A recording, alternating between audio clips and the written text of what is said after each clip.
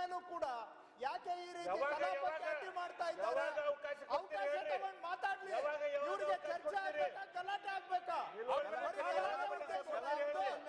ಅಡ್ಡಿ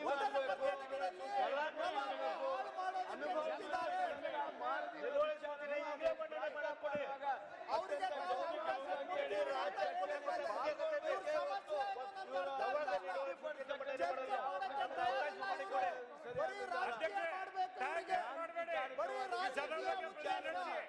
ಈಗ ಮಂಟಪ ಅಂದ್ರೆ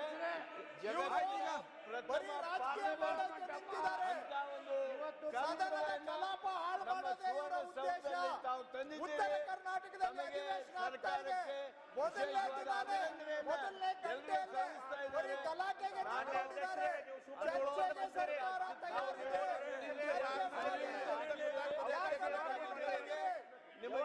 ಸ್ಪೀಕರ್ ಜೊತೆ ಸಹಕಾರ ಮಾಡಿ, ನಿಮ್ಗೆ ಅವಕಾಶ ಕೊಡ್ತಾರೆ. ಅವಕಾಶ ಕೊಟ್ಟಾಗ ಚರ್ಚೆ ಮಾಡಿ, ನಾವು ಚರ್ಚೆಗೆ ತಯಾರಿದ್ದೇವೆ. ಆದ್ರೆ ಇವಾಗ ನೀವು ಮಾಡ್ತಾ ಇರೋದು ಕಲಾಪವನ್ನ ಹಳ್ಳಗೆಡುತ್ತಾ ಇದ್ದೀರಾ.